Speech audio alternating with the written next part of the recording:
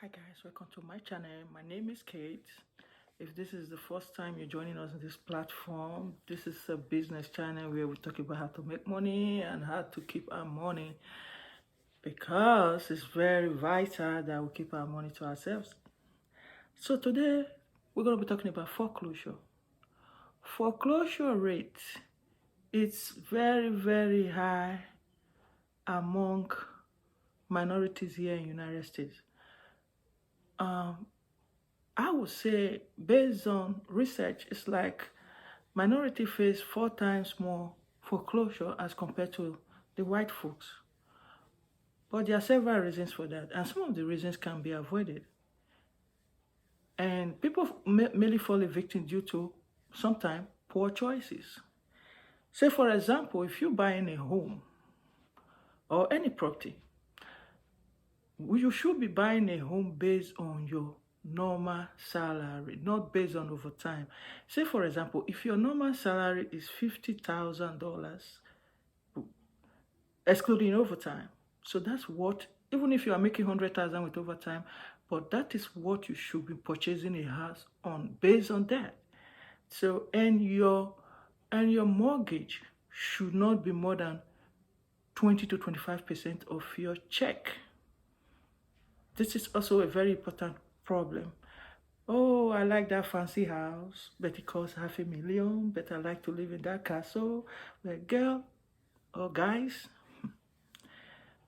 you rather live in a home of $100K that you can afford than buying a castle and just stay there for 3 months and or 1 year you face foreclosure and you lose all your down payment. Because 90% of the time when you face foreclosure, you're gonna lose your down payment. And trust me, if you buy a home of $500,000, definitely you must have dropped at least, even usually based on that, you should have like 100K. But I know with mortgage insurance and all those things, you can maneuver your way and you don't have to have so much down payment.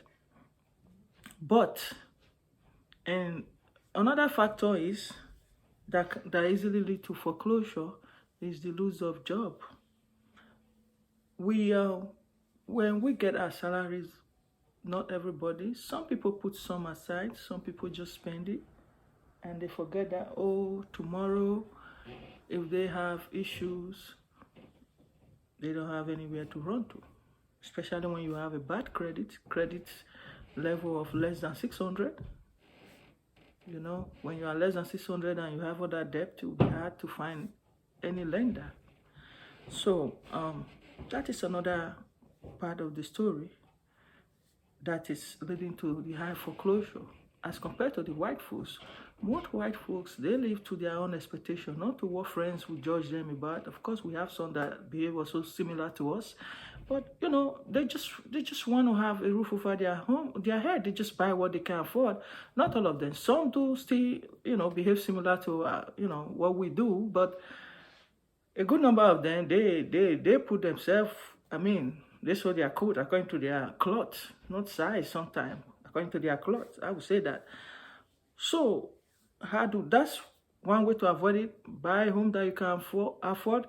Don't buy home based on overtime, because you don't know tomorrow. You might be willing to do overtime, but you might be facing health problem, or one reason or the other will be stopping you from doing overtime. So please, just buy a home based on your normal salary. Trust me, even doing 40 hours sometimes, especially when you start to age, because we don't have control over Mother Nature. As long as we cannot grow younger, we can only grow older. So we have to be smart about that. And also too, we have to consider our age. If you are already in your 50s, please don't go and buy a home that will take you 25 years to pay, or 20, let's say 20 to 30 years. Don't do that. So meaning you're going to be paying even when you are retired from your Social Security check. I saw, you know, working as a nurse exposed me to those kind of things. I saw a lot of patients in their late 60s, early 70s, in their sick bed, worrying about their mortgage. That's not a good thing. You can go for a cheaper home if you are in your 50s, that you can, you know, pay off within 5 or at most 10 years before you before you hit 65 or 67, which is now the pension age. You just have to. You just have to be realistic. And also, too, you have to realize that as you age, your stamina is going to go down. So those over time, you can't be doing them anymore. So that's one factor. Another factor is we have to be realistic with ourselves, in the sense that when we start to face this, when we start getting letters from the lenders, we shouldn't ignore those letters, because we are owing. Maybe we are owing 2-3 months back, back pay for your mortgage. So, and the lender is writing you letter. Please don't ignore your lender. Try to communicate, make arrangement, make a payment plan. How you gonna balance your book and get out of the debt? If you've been paying very well and something happened, it depends on the lender. Some people might be understanding, some people might not be. So please just try to have a good communication. And at worst, please don't wait for the lenders to come and sell your home. When you know you cannot get out of the pit, I know foreclosure is a very bad thing. It's a sad story. So it's very hard. The home you love so much, that you cherish, that you're not going to sell it and maybe start to go back to renting. We all know how that feels. Even if you've never experienced it, it's a sad story to tell. But it's still better to be realistic. Start to arrange. Go for a short sale. A short sale is better than foreclosure in record. Foreclosure is a very bad record. Foreclosure most of the time leads to bankruptcy. And you know what bankruptcy is? You're going to be shut out for 7 years. You can't do no business. No lender is going to borrow you money. You don't want to be in that pit. So please avoid it. Buy a home you can afford. There's nothing wrong to buy a cheap home. Don't think about what, my colleagues going to say, my friends, my family member. Hell no. Because if you cannot pay the mortgage, these guys are not going to help you out. So you have to put yourself first before people. Don't be thinking about, what Grace is going to say about me, what Mary is going to say, that I bought a cheap house. Who cares? Who give a damn? You have a roof over your head. You have a roof over your head. That's the most important thing. So please try to buy a home that you can afford, so that you don't have to face foreclosure.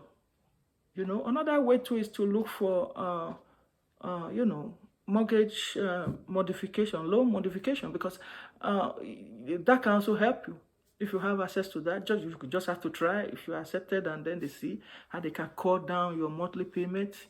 Sometimes some people are lucky. It's being cut down to, maybe they start paying only 30% of what they were paying before, until they find their feet, and then they can bring it up again. Try to exhaust all the chances before you go for short sale. And from short sale, if you still cannot solve the problem, then you end up in foreclosure, which automatically might lead to bankruptcy. So please, the secret is that the solution to this problem is to buy a home that you can afford. The law, I would say, those financial people say, your mortgage can be 25% of your salary. To me, that's too much. Trust me, your mortgage should be below 20%. Remember, you have to insure the house. You have to put money aside. If something gets broken, you have to fix. You have to pay property taxes. You have to, so many things. You have to maybe take care of the snow. If you are in the snow region, like we in Illinois, that snows every day. We get buried under the snow for 2 months. The month of January and February, we are buried under the snow. So you have to consider all those factors too. Before you know, that one is adding up to another $1,000. So what are we talking about? So for your mortgage to even be 25%, say for example, you are earning $4,000 take home pay. I just think $1,000 is too much for mortgage, because you have to pay other stuff that might round you up to like $2,000. Then you have to, maybe you have a car loan, you have kids in school. So everything is adding up. So the lesser the mortgage you are paying, the chances that you may not face foreclosure. But if you buy a home and you bring it home five grand and your mortgage is 2.5 grand, trust me, if you miss 1 or 2 paycheck, you're going to be facing foreclosure because you don't have enough to put aside for rainy days. So please, folks, let's not put ourselves in that kind of tight corner. Let's sew our clothes according to our clothes, not our size or our taste. Everybody like to live in $1 million home, but if you cannot afford it, what's the point starting it? Don't start what you cannot finish, and then you end up facing foreclosure. It doesn't make no sense. It doesn't make no sense. I understand that most of us, we cannot just buy a home cash, but buying a home cash is the best solution. When you buy it, you buy it. So even if you are owing property taxes, you can owe for up to 3-4 years before even the city will be talking about auctioning your home. But mortgage is not like that. You owe 1, 2, 3, 4 months, they're already talking about how to throw you out, how to foreclose your home. So if you have the money, say for example, you have $100K and you want to buy $1 million home, you want to use the $100K for down payment. Why doing that? Why not buy something of $250,000? And if you drop that $100K, you already paid like half of the money. So maybe the other part, you can round it up in another, I don't know, say another 5 years or less. And then you are free.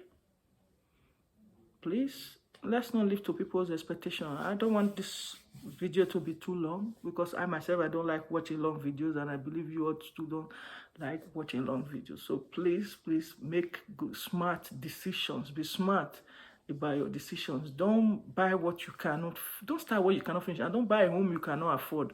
Simple and clear. Buy a home based on your normal salary, not based on overtime. Especially my fellow nurses, they do that a lot.